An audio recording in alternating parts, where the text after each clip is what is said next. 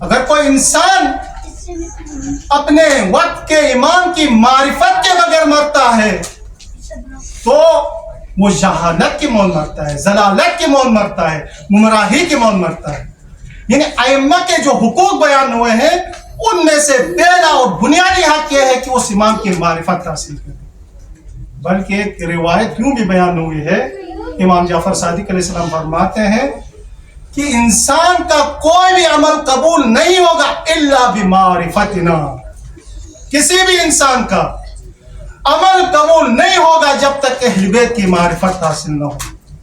دوسرا جو حق بیان ہوا ہے ائمہ اہل بیت سلام اللہ علیہ کا، وہ ہے حق کے مودت۔ یعنی ائمہ اہل بیت سے آپ جو محبت رکھتے ہو وہ سچی محبت ہونی چاہیے۔ یعنی ایسا نہیں ہے کہ آپ بولتے کچھ اور ہو، ائمہ کو مانتے ہو لیکن میرا عمل اس کے مخالف ہو، یہ محبت کا تقاضا نہیں ہے۔ بلکہ میرا کردار بتائیں، میرا عمل بتائیں کہ میں ائمہ کا ماننے والا ہوں۔ اسی لیے تو رسول خدا سے جب قریش نے کہا تھا کہ آپ نے جو رسالت انجام دیا ہے اس کے عوض ہم کیا دیں، تو رسول نے کیا فرمایا؟ قُلْ لَا أَسْأَلُكُمْ عَلَيْهِ أَجْرًا إِلَّا الْمَوَدَّةَ فِي الْقُرْبَى۔ خدا نے کہا رسول ان سے اجر رسالت کے بارے میں کوئی عوض نہیں مانگنا مگر میری اہل بیت سے مودت اور محبت رکھنا۔ یہ ان کا بنیادی حق ہے۔ جس کی معرفت ہو تو پھر آپ کو مودت بھی ہوگی اس سے۔ اور تیسرا حق جو بیان ہوا ہے وہ حق اطاعت۔ اب آپ کسی امام کی معرفت رکھیں گے تو اس سے آپ کو نمانا محبت ہو جائے گی، اس سے مودت رکھیں گے، جب مودت تو پھر آپ کو اطاعت بھی کرنی پڑے گی۔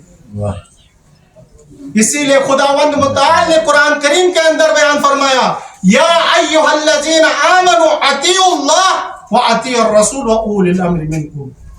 یعنی خدا نے اہل بیت کی اطاعت کو اپنی اطاعت کے ساتھ رکھا ہے، مطلقاً اطاعت۔ چوتھا جو حق ہے وہ کیا ہے؟ حق الزیارہ ہے۔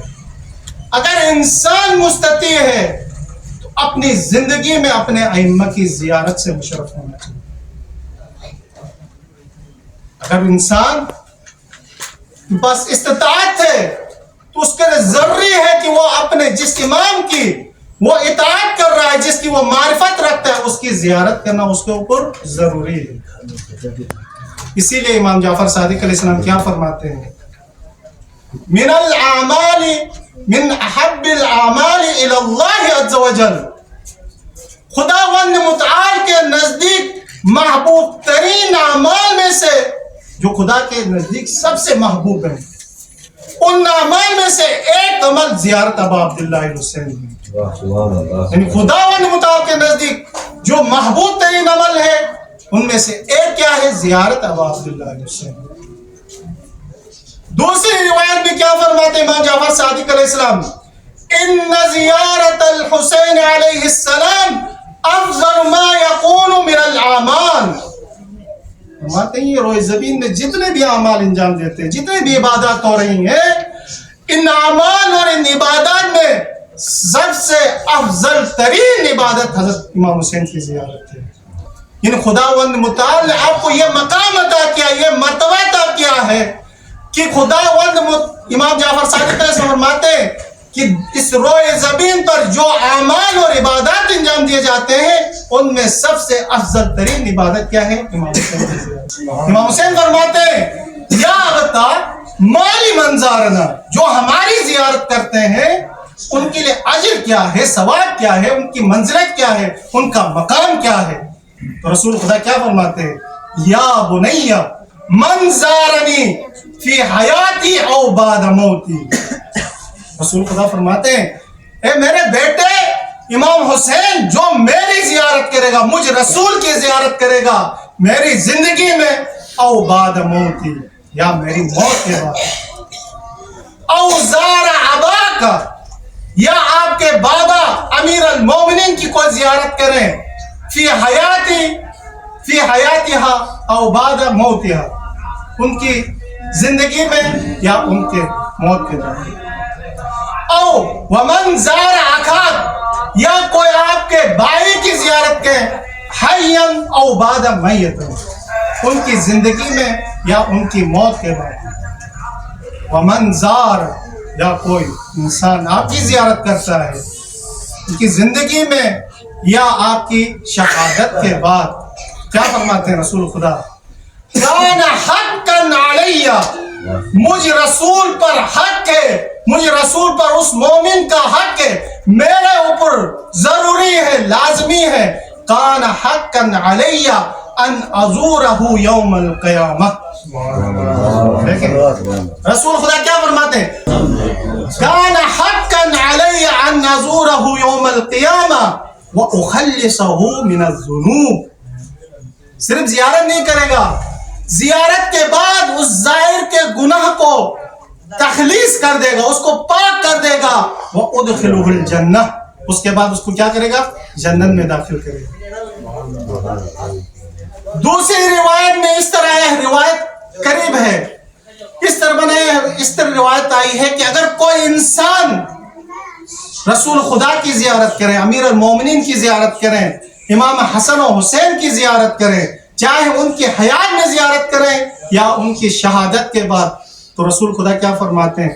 ضمنت لہ یوم القیامہ، میں قیامت کے دن اس زائر کی ضمانت دوں گا. کس چیز کی ضمانت دے رہا ہے؟ قیامت کا دن کیسا ہوگا جو قرآن بیان کر رہا ہے. یوم یفر المرء من اخیہ وابنہ وامہ، یعنی قیامت کا دن ایسا سخت ترین دن ہوگا جس دن ماں اپنے بچوں سے دور ہوگی، باپ اپنے بچوں سے دور ہوگا، بھائی اپنی بہن سے دور ہوگا، یعنی شوہر اپنے عیال سے بچوں کو چھوڑ کر دور ہوگا. اتنے سخت شدائد اور آلام ہوں گے.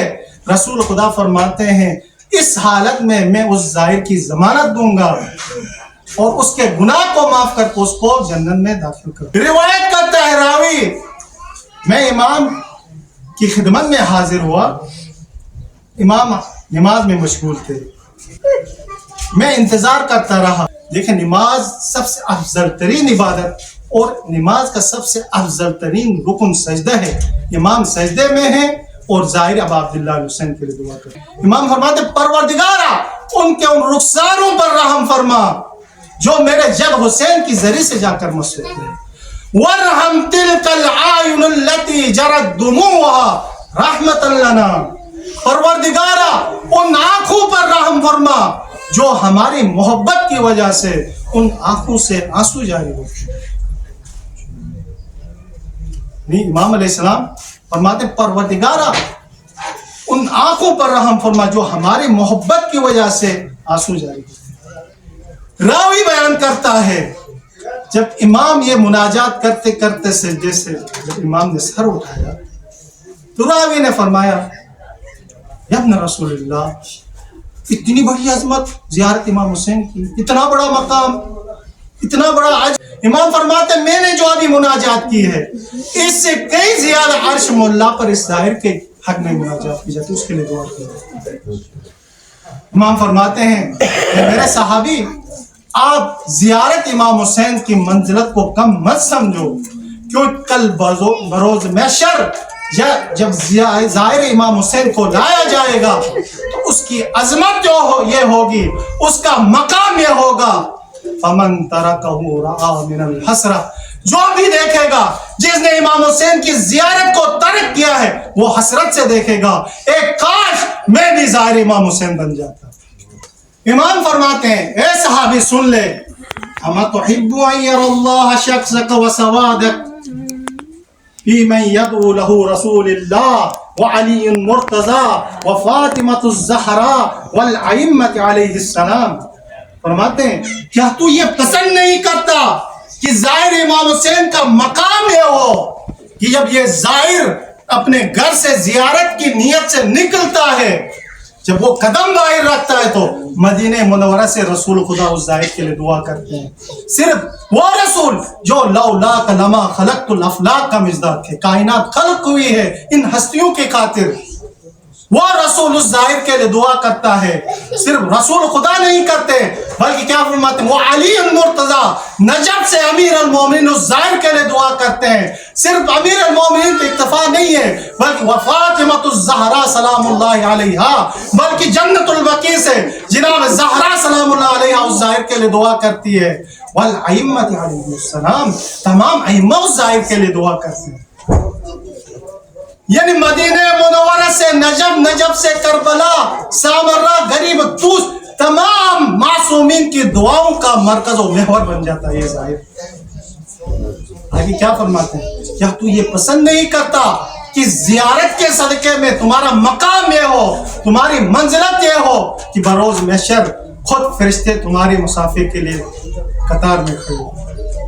کیا تو یہ پسند نہیں کرتا کہ بروز محشر تمہارا مقام اتنا بلند ہو کہ رسول خدا خود ملنے تمہارے پاس آئے؟ قرآن میں ایک آیت ہے, سورہ زمر کی آیت ہے, ان تقول نفس یا حسرت علی ما فرطت فی جنب اللہ, کہ کل قیامت کے دن کہیں گے کہ ایک کاش ہم اللہ کے حق میں کوتاہی نہ کرتے, یعنی فی جنب اللہ میں کوتاہی نہ کرتے. امام جعفر صادق علیہ افضل الصلاۃ والسلام روایت اس آیت کی تفسیر یوں کرتے ہیں, ما من احد یوم القیامہ وهو يتمنى انه زائر الحسین علیہ السلام. کل قیامت کے دن کوئی بھی شخص ایسا نہیں ہوگا کہ وہ یہ تمنا کرے گا ایک کاش میں زائر امام حسین کی زیارت کر لیتا, میں امام حسین کی زیارت کرتا اور زائر امام حسین بن جاتا. وہ کیا چیز عطا کرے گا خداوند متعال زائر کو قیامت کے دن؟ روایت بیان کرتی ہے, ادنا ما یصاب لزائر ابا عبداللہ الحسین علیہ السلام, جو سب سے کم ترین چیز جو زائر کو دیا جائے گا, زائر ابا عبداللہ الحسین کو سب سے کم ترین قیامت میں وہ کیا دیا جائے گا, اذا عرف حقہ, جب یہ زائر معرفت, حق کی معرفت کے ساتھ زیارت کریں, وہ حق کا حرمت ہو, اور حق کا حرمت کے ساتھ زیارت کریں, وہ حق کا ولایت ہو, حق کی ولایت کے ساتھ زیارت کریں. تو خلاصہ یہ ہے کہ سب سے کم ترین چیز زائر کو جو خداوند متعال قیامت میں عطا کرے گا وہ یہ عطا کرے گا کہ اس کے یعنی ما بعد اور ما تقدم, یعنی ماضی اور مستقبل کے تمام گناہوں کو معاف کر دے گا. یہ سب سے کم ترین چیز جو خداوند متعال اس زائر کو عطا کرے گا.